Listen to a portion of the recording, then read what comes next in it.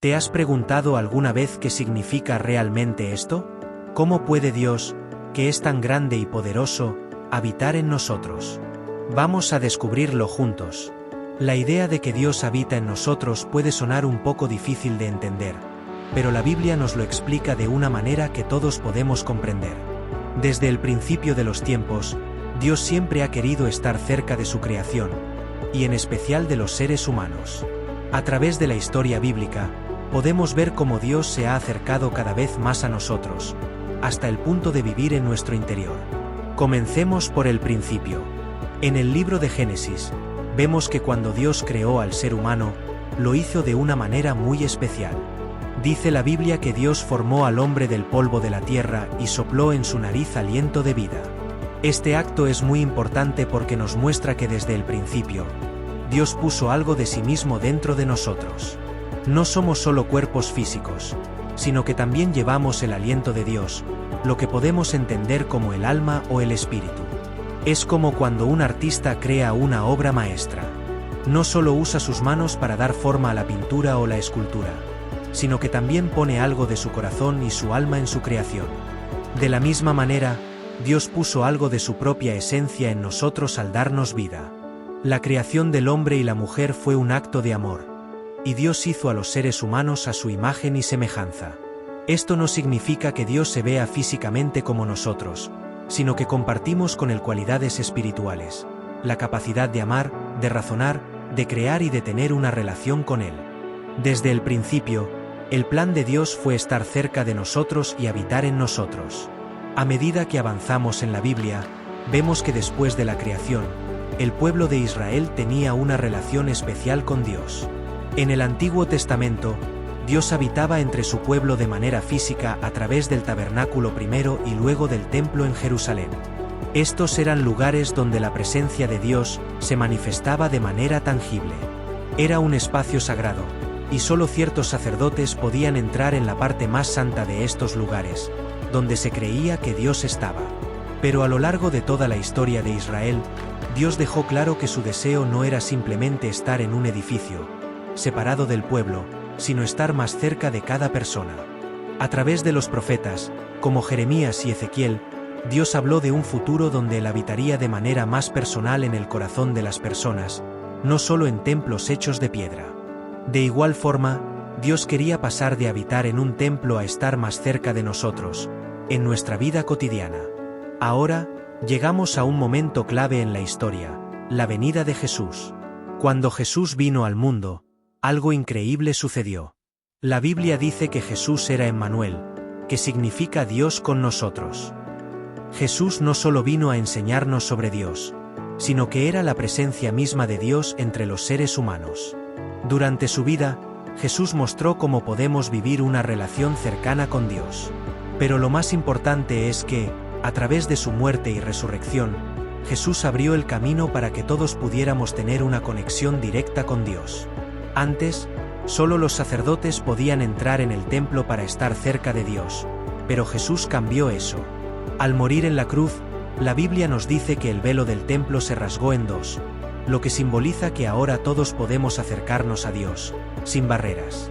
Después de la resurrección de Jesús, Él prometió que enviaría al Espíritu Santo para que estuviera con nosotros.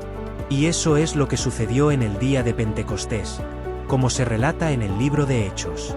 El Espíritu Santo descendió sobre los seguidores de Jesús, y desde ese momento, Dios comenzó a habitar de manera directa en el corazón y en el alma de cada creyente. El apóstol Pablo lo explica de una manera hermosa en sus cartas. En 1 Corintios 3 y 16, Pablo dice: ¿No saben que ustedes son templo de Dios y que el Espíritu de Dios habita en ustedes? Esta es una verdad increíble. Ya no necesitamos ir a un edificio para experimentar la presencia de Dios, porque nuestro propio cuerpo y nuestra alma se han convertido en el lugar donde Dios habita. Dios no está lejos, sino muy cerca, dentro de nosotros, guiándonos y acompañándonos en todo momento. Cuando decimos que Dios habita en nuestra alma, estamos hablando de una conexión espiritual. El alma es la parte de nosotros que conecta directamente con Dios. Es donde se encuentran nuestros pensamientos más profundos, nuestras emociones y nuestra conciencia. El Espíritu Santo nos habla y nos guía a través de nuestra alma. Él nos ayuda a tomar decisiones, nos da paz en medio de las dificultades y nos recuerda que somos amados por Dios. Piensa en el alma como en una antena que capta las señales de Dios. Cuando estás sintonizado con el Espíritu de Dios, puedes sentir su presencia, recibir su guía y escuchar su voz interior, aunque no sea con palabras audibles. Es una comunicación espiritual que nos conecta directamente con nuestro Creador. Además, cuando permitimos que Dios habite en nuestra alma, experimentamos una transformación. La Biblia dice en Gálatas 5, 22-23 que cuando el Espíritu Santo vive en nosotros, comenzamos a mostrar lo que se conoce como el fruto del Espíritu: amor, gozo, paz, paciencia, amabilidad, bondad, fe, mansedumbre y dominio propio. Estas cualidades no vienen solo de nuestro esfuerzo, sino que son el resultado de que Dios habite en nosotros y transforme nuestra alma. Pablo nos dice en 1 Corintios 6, 19-20, ¿no saben que su cuerpo es templo del Espíritu Santo que está en ustedes, el cual tienen de Dios, y que no se pertenecen a ustedes mismos? Esto significa que debemos cuidar de nuestro cuerpo, respetarlo y usarlo de manera que honre a Dios. Imagina que tu cuerpo es como una casa que has preparado para recibir a un invitado muy especial. Quieres que la casa esté limpia, ordenada y en buenas condiciones porque aprecias y valoras la presencia de esa persona. De la misma manera, cuando reconocemos que Dios habita en nuestro cuerpo, debemos tratarlo con respeto y cuidado. Cuidar de nuestro cuerpo no solo significa mantenernos saludables físicamente, sino también evitar cosas que puedan dañarnos, ya sea emocional o espiritualmente. También implica usar nuestro cuerpo para hacer el bien, para servir a los demás y para glorificar a Dios en todo lo que hacemos. Saber que Dios habita en nuestra alma y nuestro cuerpo cambia la forma en que vivimos. Ya no estamos solos. Tenemos a Dios con nosotros en todo momento. Esto nos da una gran paz y seguridad, porque sabemos que Dios está cerca, guiándonos y fortaleciéndonos. Pero también nos da una gran responsabilidad. Si Dios vive en nosotros, debemos reflejar su carácter en todo lo que hacemos. Debemos amar a los demás, perdonar, ser justos y actuar con bondad y compasión. Es como si llevaras una luz dentro de ti que ilumina todo a tu alrededor. Esa luz no solo te guía a ti, sino que también ilumina el camino para los demás. Cuando permitimos que Dios habite en nosotros, su luz brilla a través de nosotros para que otros puedan ver su amor y su verdad. Vamos a enfocarnos un poco más en el tabernáculo. Después de que los israelitas fueron liberados de la esclavitud en Egipto, pasaron muchos años vagando por el desierto antes de llegar a la tierra prometida. Durante este tiempo, Dios les dio instrucciones muy específicas sobre cómo debían construir el tabernáculo. Podríamos pensar en el tabernáculo como una tienda de campaña muy especial, pero no era solo una carpa común. Esta tienda era un lugar sagrado donde la presencia de Dios habitaba, y era móvil, lo que significaba que podía ser desmontada y llevada de un lugar a otro mientras el pueblo viajaba. Estructura del tabernáculo.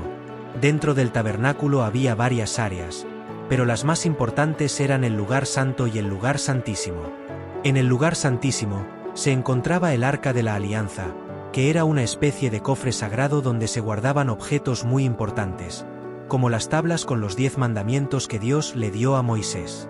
Se creía que el arca representaba el trono de Dios en la tierra, y el lugar santísimo era tan sagrado que solo el sumo sacerdote podía entrar allí, y solo una vez al año, en un día especial llamado el Día de la Expiación. Piensa en el tabernáculo como si fuera una especie de casa portátil para Dios. Cada vez que los israelitas se mudaban, desmontan la casa y la llevaban con ellos. Esto les recordaba que Dios siempre estaba presente, sin importar dónde estuvieran. Más adelante, cuando los israelitas se establecieron en la tierra prometida, dejaron de ser un pueblo nómada y comenzaron a vivir en ciudades. Jerusalén se convirtió en su ciudad principal, y en lugar de seguir usando el tabernáculo, decidieron construir un templo permanente para Dios. Este templo fue construido por el rey Salomón, el hijo del rey David, y era una estructura impresionante y muy hermosa. El templo fue diseñado para ser el lugar principal de adoración y sacrificios.